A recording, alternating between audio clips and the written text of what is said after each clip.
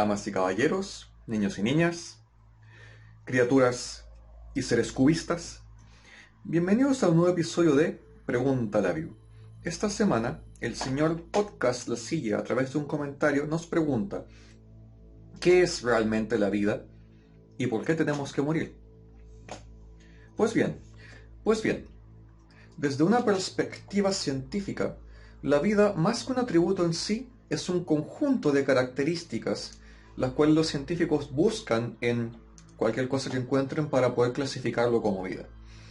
Estas características han ido cambiando su definición a través de los siglos, pero hoy en día los científicos se ponen de acuerdo en por lo menos 5.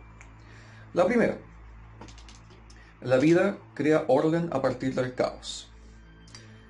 Según la segunda ley de termodinámica, si nosotros le agregamos energía desde una fuente externa a un sistema relativamente caótico, el sistema puede usar esta energía para generar orden.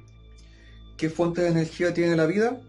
Montones. Puede ser energía del sol, puede ser energía química, puede ser energía calórica, puede ser incluso radiación, etc. Segundo, y derivado de lo primero, la vida requiere de una fuente de energía. Aquí hablamos de lo mismo. O sea, muchas veces cuando se busca en otros planetas posibilidades de vida, lo primero que se busca es una posible fuente de energía que pudiera sustentarla. Que haya un sol que no esté muriendo, o que no esté demasiado lejos, o que tenga volcanismo interno, o que tenga una fuente de productos químicos que se puedan ocupar, etc. Ahora, muchas veces la vida nos ha sorprendido.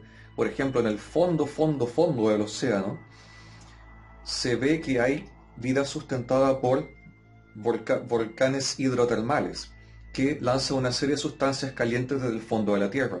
Por mucho tiempo se pensó que la vida era imposible en la zona abisal del océano, pero la vida encuentra el camino. Siguiendo lo anterior, la tercera característica es que la vida necesita una fuente de moléculas. En otras palabras, necesitan obtener componentes de alguna parte para construirse, regenerarse y reproducirse a sí misma. Y bueno, por algo estamos siempre comiendo, absorbiendo energía, etc. Toda la vida conocida por la ciencia de una manera u otra está continuamente buscando fuentes de materiales para construirse. Y, siguiendo lo mismo, la vida crea copias de sí misma, pero no de manera perfecta. ¿A qué me refiero con esto? Y es que cada vez que una célula se copia a sí misma, o mejor dicho, cada vez que nuestro ADN o ARN o la molécula que sea que sostiene esta vida se copia a sí misma, siempre lo hace con pequeñas imperfecciones. Y esas pequeñas imperfecciones se pasan a la siguiente generación. Esto incluso se da en casos de supuestos gemelos auténticos o de partenogénesis, es decir, cuando un organismo, en vez de reproducirse de manera sexual, se reproduce creando clones de sí mismo. Incluso en ese momento hay pequeños errores al momento de copiar. Y esto nos lleva al quinto punto. La vida evoluciona. En otras palabras, generación tras generación se adapta al ambiente por selección natural. Y justamente son estos pequeños errores que mencioné antes los que hacen que cada nueva forma de vida nazca con pequeñas diferencias y que cree variedad para poder pasar esa selección natural. Esto nos lleva a varios conceptos más. Por ejemplo, una bacteria que se reproduce solamente dividiéndose, por lo general va a crear copias de sí misma que son casi iguales a sí misma. En cambio, un organismo que usa reproducción sexual lo hace a propósito para obtener genes diferentes a los suyos, con esto acelerando el proceso de evolución y acelerando el proceso de obtener más variedad dentro de las próximas generaciones. Estas son 5 características principales. Ahora se le podría agregar otras. Por ejemplo, que la vida reacciona. O sea, si tú ves un gusanito y le haces así con el dedo, el gusanito debería reaccionar de alguna manera. De la misma forma, si tú tienes un cultivo de bacterias y les agregas un químico que ellos no esperan, van a reaccionar, ya sea aprovechándolo, ya sea huyendo de él, o el químico los va a terminar destruyendo.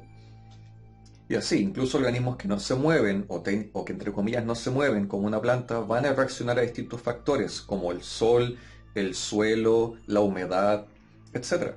Si un ser tiene en su conjunto todos estos factores, según la ciencia de hoy, podría considerarse como vivo. Y esto nos lleva justamente al siguiente dilema. Los virus, también llamados replicantes o replicadores, ¿son vida o no son vida? ¿Por qué esta pregunta? Porque ellos tienen algunas de las características, pero al parecer no todas. Los virus sí evolucionan, sí se replican, sí obtienen una fuente de moléculas cada vez que entran a una célula, pero ¿tienen una fuente de energía? Parece que muchos no, parece que otros sí. Y esto es algo que quiero dejar en claro, porque los virus son mucho más variados de lo que la gente cree.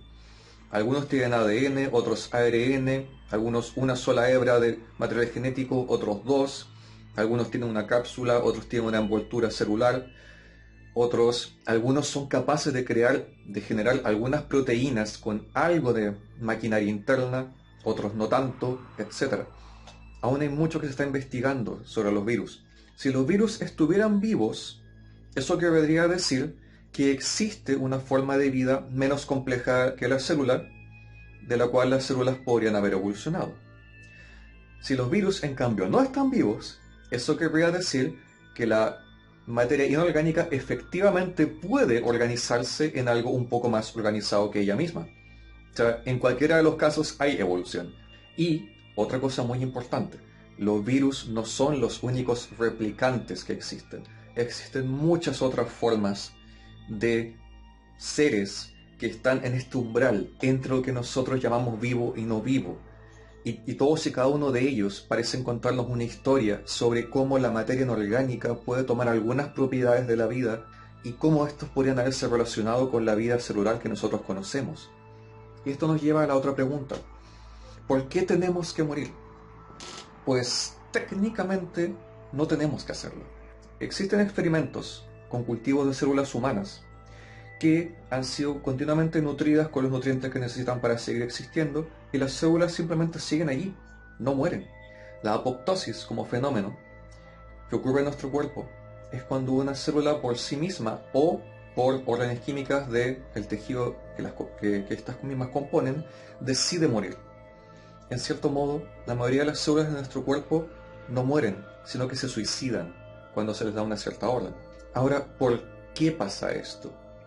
O sea, ¿por qué esta urgencia de la vida por vivir, pero al mismo tiempo por morir? Y creo que la respuesta más probable es justamente para adaptarse y evolucionar. Son las nuevas generaciones las que traen los cambios necesarios. Por otro lado, si un mismo organismo continúa regenerando sus células al infinito y sin fin, ojo, hay muchas más probabilidades de generar cáncer. Además, de muchas maneras, un mismo organismo que vive demasiado tiempo tiende a desgastarse, ya sea mentalmente, ya sea físicamente, se vuelve menos capaz de adaptarse a los cambios. Entonces, para la vida es ventajoso tener nuevas generaciones que partan de cero y que puedan estar listas para absorber el nuevo conocimiento, los nuevos cambios y adaptarse a una nueva forma de vivir. Podrían ser algunas de las personas que mencioné, como podrían ser todas, las que hacen que la muerte sea una cosa ventajosa para la vida. Bueno, este ha sido el video de esta semana. Espero haber contestado las preguntas de manera clara. Hay varios aspectos de lo que he hablado, de lo que los científicos aún siguen investigando, porque nacen nuevas posibilidades para contestar la misma pregunta, y a veces más de una respuesta es válida para la misma pregunta. Y hablando de preguntas, mándeme más preguntas por todas las redes sociales y maneras que tengo de comunicarme. Nos vemos en el próximo episodio. Y si no los vuelvo a ver porque me volví inmortal y me fui a explorar el universo, yo les digo buenos días, buenas tardes y buenas noches. Gracias por ver.